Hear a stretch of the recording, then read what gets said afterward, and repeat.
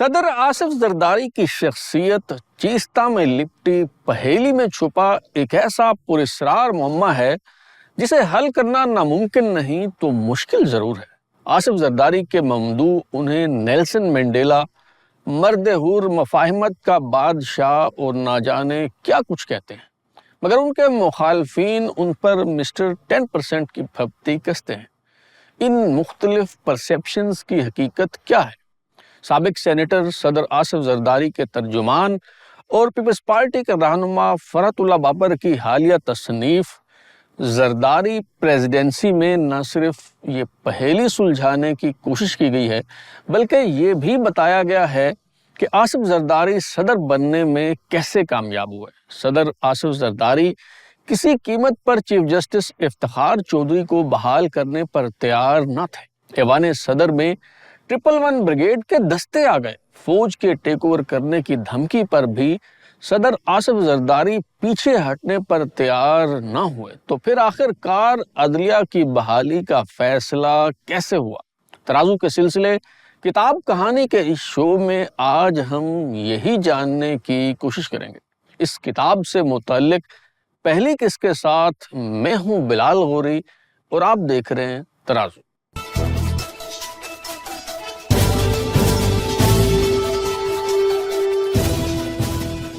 फरहतुल्लाह बाबर की ये तसनीफ जो 462 सफ़हात पर मुश्तमिल है, इसका पहला हिस्सा सदर आसिफ जरदारी की शख्सियत, उनके मजाज, आदात व अतवार के लिए मख्तस किया गया है। फरहतुल्लाह बाबर लिखते हैं कि जिस तरह 1000 साल पहले फ्रांस के लुइस हफ्तम यूरोप की अमीर तरीन और बाअसर खातून शहजादी एलेनोर से शादी करके बादशाह बन गए, उसी तरह आसिफ जरदारी बेनज़ीर भुट्टो से शादी करके नुमायां हुए और फिर उनके कत्ल हो जाने के बाद सदर ममलिकत बन गए।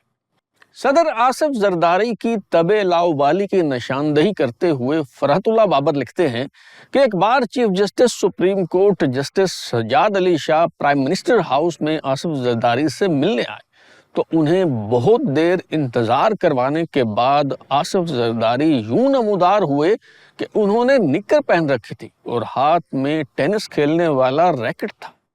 इसी तरह एक बार बेनज़ीर भुट्टो के हमरा किसी अहम खलीजी मुल्क के दौरे के दौरान आसिफ जरदारी टांग पर टांग रखकर यूं बैठ गए कि उनके जूते का रुख शाही मेज़बान की तरफ था।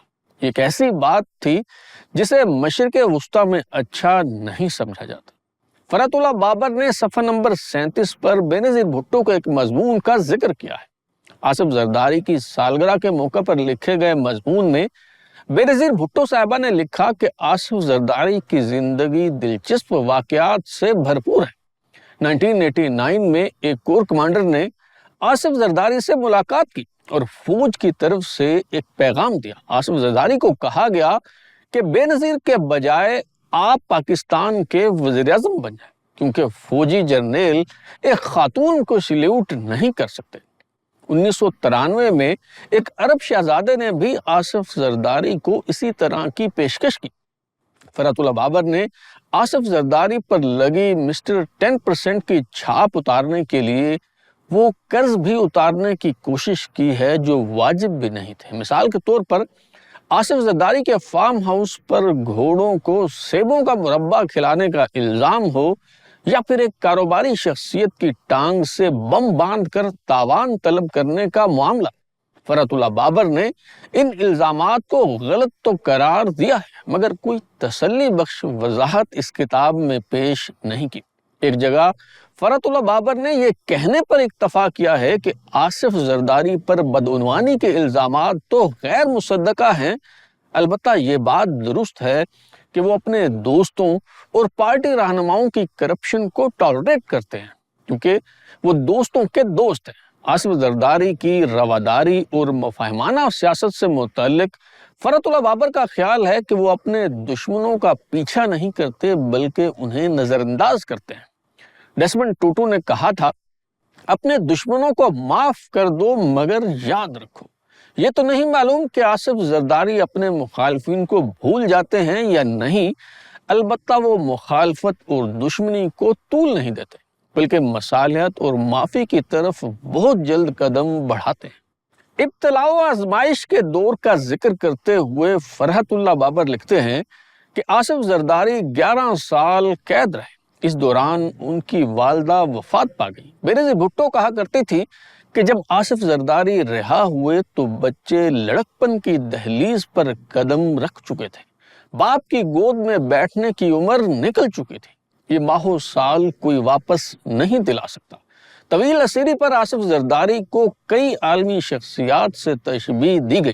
فرحت اللہ بابر کہتے ہیں کہ آصف زرداری نہ تو نیلسن منڈیلا ہے اور نہ ہی مرد حر، مگر اس حقیقت کو کوئی نہیں جھٹلا سکتا کہ اگر وہ اپنی بیوی کے ساتھ ڈٹ کر کھڑے نہ ہوتے تو بے نظیر بھٹو کا مستقبل اور جمہوریت کے لیے ان کی جد و جہد مختلف ہوتی۔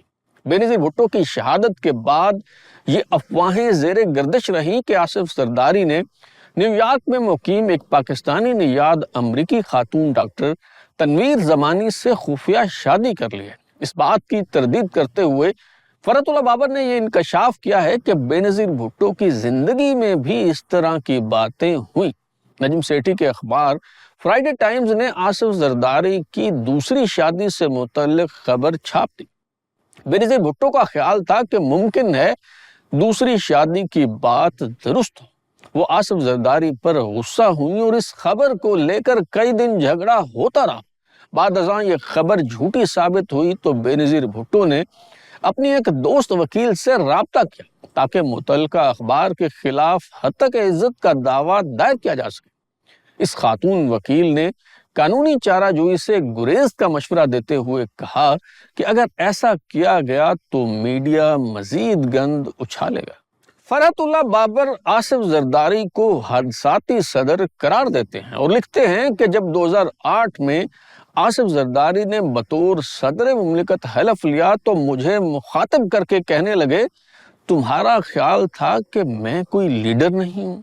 آصف زرداری منصب صدارت پر کیسے براجمان ہوئے، اس کتاب میں یہ روداد بھی بیان کی گئی ہے۔ 2008 کے عام انتخابات کے بعد جب پیپلز پارٹی کی طرف سے مخدوم امین فہیم کے بجائے سید یوسف رضا گیلانی کو وزارت عظمیٰ کے لیے نامزد کیا گیا تو تبھی یہ بات واضح ہو گئی تھی کہ آصف زرداری کی نگاہیں منصب صدارت پر ہیں، کیونکہ صدر اور وزیر اعظم دونوں کا تعلق سندھ سے ہوتا تو اس بات کو معیوب سمجھا جاتا۔ فرحت اللہ بابر اس کتاب میں صفحہ نمبر 101 پر لکھتے ہیں کہ 2008 میں پیپلز پارٹی نے اتحادی حکومت تشکیل دی تو آصف زرداری پارٹی کے سربراہ تھے، مگر ان کی نگاہیں منصب صدارت پر تھیں۔ تاہم انہوں نے اپنے کارڈز سینے سے لگا کر رکھے اور کسی کو ان ارادوں کی بھینک نہ پڑنے دی۔ جب کابینہ نے حلف اٹھانا تھا تو چودھری احمد مختار نے ڈکٹیٹر جنرل پرویز مشرف کے ہاتھوں حلف لینے سے انکار کر دیا اور زرداری کو کہا سر اگر آپ حکم دیں تو میں گٹر بھی صاف کرنے کو تیار ہوں، لیکن یہ شخص گٹر سے بھی زیادہ بدبودار ہے، اس سے حلف لینے کا نہ کہیں، میں یہ برداشت نہیں کر سکتا۔ آصف زرداری نے کہا میں جیسا کہتا ہوں ویسے کرو، تمہیں معلوم نہیں کہ میں کیا کروں گا، میں آپ کو مایوس نہیں کروں گا۔ فرحت اللہ بابر آگے چل کر صفحہ نمبر 117 پر لکھتے ہیں کہ ایک بار غیر رسمی گفتگو کے دوران میاں نواز شریف نے آصف زرداری کو کہا میری پارٹی کا خیال ہے کہ میں صدر بن جاؤں۔ آصف زرداری نے ہنستے ہوئے جواب دیا میری پارٹی دا بھی یہی خیال ہے کہ میں صدر بن جاواں۔ جب یہ گفتگو ہو رہی تھی تو منصب صدارت پر جنرل پرویز مشرف براجمان تھے۔ پہلا مرحلہ یہ تھا کہ انہیں راستے سے ہٹایا جائے۔ یہ کام امریکی حکام اور army chief general Ashfaq Parvez Kayani کو اعتماد میں لیے بغیر نہیں ہو سکتا تھا۔ سب سے پہلے آصف زرداری نے امریکی حکام کی رضامندی حاصل کی اور پھر سپہ سالار جنرل اشفاق پرویز کیانی کی طرف قدم بڑھایا۔ جنرل کیانی کو اس بات پر اعتراض نہیں تھا کہ جنرل پرویز مشرف کو ہٹا دیا جائے، انہیں اس بات کی فکر تھی کہ پرویز مشرف کی جگہ کون لے گا۔ Army chief general Ashfaq Parvez Kayani نے منصب صدارت کے لیے آفتاب شعبان میرانی کا نام تجویز کیا۔ आसिफ जरदारी ने कहा, सदारती उम्मीदवार का फैसला पार्टी करेगी।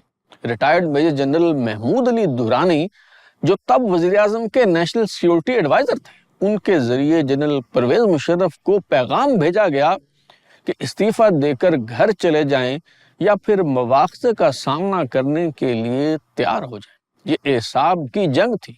जनरल परवेज मुशर्रफ पर दबाव बढ़ाने के लिए सीनियर सियासतदानों की कमेटी को उनके खिलाफ चार्जशीट तैयार करने का काम सौंप दिया गया और चारों सूबाई असम्बलियों से जनरल परवेज मुशर्रफ के मवाख़ज़े की करारदादें मंजूर होने लगी। एहसाब की इस जंग में आखिरकार जनरल परवेज मुशर्रफ की हिम्मत जवाब दे गई। वो इस्तीफा देकर चले गए तो आसिफ जरदारी सदर मुमलिकत मुंतखब हो गए। अदलिया की बहाली के हवाले से सदर आसिफ जरदारी ने अपने अहद से रूगर्दानी की और कहा कि सियासी वादे कुरान व हदीस नहीं होते। मगर फरतुल्लाह बाबर ने अपनी इस किताब में दावा किया है कि बेनज़ीर भुट्टो भी जस्टिस इफ्तिखार चौधरी की बहाली के हक में नहीं थी। फरतुल्लाह बाबर के मुताबिक बेनज़ीर भुट्टो ने कभी जस्टिस इफ्तिखार चौधरी की तारीफ नहीं की और ना ही उनकी बहाली का मुतालबा किया। आपको याद होगा, बेनज़ीर भुट्टो 10 नवंबर 2007 को नज़रबंद चीफ जस्टिस इफ्तिखार चौधरी के साथ यकजहती का इजहार करने के लिए घर से निकले, मगर उन्हें चीफ जस्टिस की रिहाइशगाह जाने से रोक दिया गया। पुलिस ने जहां रुकावटें खड़ी करके रास्ता रोक रखा था, बेनज़ीर भुट्टो ने वहां कारकुनों से खिताब करते हुए इस अज़्म का इजहार किया कि वो चीफ जस्टिस की रिहाइशगाह पर सब्ज़ हिलाली परचम लहराएंगे और ये भी कहा कि उनके मुताबिक इफ्तिखार चौधरी ही चीफ जस्टिस है। मगर फरतुल्लाह बाबर ने अपनी किताब में जो रोदात बयान की है उसे मुनाफिकत ही कहा जा सकता है। वो सफ़ा नंबर 133 पर लिखते हैं कि वापसी पर जरदारी हाउस पहुंचने से पहले ही बेनज़ीर की कॉल आ गई और उन्होंने कहा, FB पार्टी में सबको बता दो, मीडिया से गुफ्तगू और बयानात में इफ्तिखार चौधरी की बहाली का मुतालबा ना किया जाए। मैंने कहा, लेकिन बीबी, आपने अभी खुद ही तो कहा है कि आप उनकी बहाली चाहती हैं। बेनज़ीर भुट्टो ने कहा, नहीं, मैंने सिर्फ ये कहा है कि अदलिया की तौकीर और चीफ जस्टिस के मनसब की तकदीस बहाल करूंगी।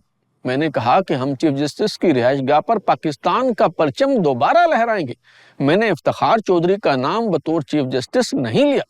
मैंने जजों को बरतरफ किए जाने की मजम्मत की, मगर इफ्तिखार चौधरी की बहाली का मुतालबा नहीं किया। फरतुल्लाह बाबर लिखते हैं कि उन्होंने इस हवाले से सबसे पहले रजा रब्बानी को टेलीफोन किया तो उन्होंने भी यही कहा कि बेनज़ीर भुट्टो ने तो खुद कहा है कि वो चीफ जस्टिस इफ्तिखार चौधरी की रिहाइशगाह पर सब्ज़ हिलाली परचम लहराएंगे। फरतुल्लाह बाबर के मुताबिक दिसंबर 2007 के दूसरे हफ्ते में इस्लामाबाद जरदारी हाउस में मुलाकात के दौरान बेनज़ीर भुट्टो ने नवाज शरीफ को भी यही कहा था कि अगर इफ्तिखार चौधरी बहाल हो जाते हैं तो उनसे किसी किस्म के इंसाफ की तवक्को ना रखें। बेनज़ीर ने कहा, मियाँ साहब, जब आप जिला वतनी ख़त्म करके वापस आए और आपको इस्लामाबाद एयरपोर्ट से ज़बरदस्ती डिपोर्ट किया जा रहा था तो जस्टिस इफ्तिखार चौधरी वहाँ अदालती बेलिफ ही भेज देते। आखिरकार आप अदालती अहकामात पर ही पाकिस्तान वापस आए थे। मियाँ नवाज शरीफ ने असबात में सर हिलाते हुए कहा, मोहतरमा, आप बिल्कुल ठीक कहती हैं। बहरहाल आसिफ जरदारी सदर मुमलिकत बनने के बाद माजूल जजों को बहाल करने के वादे से मुकर गए और नवाज शरीफ अदलिया बहाली तहरीक के दौरान लाहौर से मार्च की क़यादत करते हुए इस्लामाबाद की तरफ रवाना हुए तो हुकूमत कैसे घुटने टेकने पर मजबूर है। फरतुल्लाह बाबर ने यह तफसील भी इस किताब में बयान की है। फरतुल्लाह बाबर के मुताबिक army chief general Ashfaq Parvez Kayani chief justice Iftikhar Chaudhry को बहाल करवाना चाहते थे। कहा जा रहा था कि इफ्तिखार चौधरी को बहाल ना किया गया तो फौज टेक ओवर कर लेगी। 111 ब्रिगेड के चाकू चौबंद दस्ते ऐवान सदर में दाखिल हो गए, मगर आसिफ जरदारी टस से मस ना हुए। उन्होंने कहा, फौज आ गई है तो क्या हुआ, आने दो, हम कहेंगे संभालो। मगर उनके मुशीर और वजीर डरे हुए थे। खौफ का यह आलम था कि आसिफ जरदारी ने मशावरत के लिए इजलास बुलाया तो 22 करीबी साथियों और मुशीरों में से सिर्फ 13 ने आने की जहमत गवारा की। یہ لوگ اس ڈر سے ایوان صدر نہ آئے کہ کہیں فوج ٹیک اوور نہ کر لے۔ اس مشاورتی اجلاس کے دوران آصف زرداری نے انکشاف کیا کہ افتخار چودھری نے انہیں پیغام بھجوایا ہے کہ اگر انہیں بحال کر دیا جائے تو وہ کوئی مسئلہ پیدا نہیں کریں گے۔ افتخار چودھری نے قسم کھا کر سب کو گارنٹی دی ہے۔ آصف زرداری نے کہا کہ وہ ایک چیف جسٹس کو بحال کرنے کے لیے دوسرے چیف جسٹس کو گھر نہیں بھیج سکتے۔ وزیر اعظم یوسف رضا گیلانی نے تجویز دی کہ جسٹس عبدالحمید ڈوگر ایک ہفتے بعد ریٹائر ہو جائیں گے تو ان کے سبکدوش ہو جانے پر افتخار چودھری کو بحال کیا جا سکتا ہے۔ آصف زرداری نے اس فارمولے پر رضامندی ظاہر کر دی۔ رات 2:30 بجے وزیر اعظم یوسف رضا گیلانی اور army chief general Ashfaq Parvez Kayani صدر آصف زرداری سے ملنے کے لیے آئے۔ فرات اللہ بابر جو کاریڈور میں کھڑے تھے، جنرل اشفاق پرویز کیانی نے انہیں مخاطب کرتے ہوئے کہا، اگر 10 دن بعد بحال کرنا ہے تو ابھی کیوں نہیں کرتے؟ اس رات صدر آصف زرداری بالکل تنہا تھے، ان کے قریبی افراد ساتھ چھوڑ چکے تھے۔ ایوان صدر میں 111 بریگیڈ کے فوجی دستے آ چکے تھے۔ رات گئے صدر، وزیر اعظم اور آرمی چیف کے درمیان اس بات پر اتفاق ہو گیا کہ 21 مارچ کو جسٹس عبدالحمید ڈوگر کی ریٹائرمنٹ پر justice Iftikhar Chaudhry chief justice کے منصب پر بحال ہو جائیں۔ چونکہ اسلام آباد کی طرف مارچ کرنے والوں کو حکومت کی کسی بات پر اعتبار نہ تھا، اس لیے جنرل اشفاق پرویز کیانی نے خود ٹیلی فون کر کے یقین دہانی کروائی اور ضمانت دی کہ جسٹس افتخار چودھری بحال ہو جائیں گے۔ صبح وزیر اعظم یوسف رضا گیلانی نے قوم سے خطاب کر کے جسٹس افتخار چودھری سمیت تمام معزول ججوں کی بحالی کا اعلان کیا۔ آصف زرداری کی کہانی فرحت اللہ بابر کی زبانی بیان کرنے کا سلسلہ جاری ہے۔ اب تک کے لیے اتنا ہی۔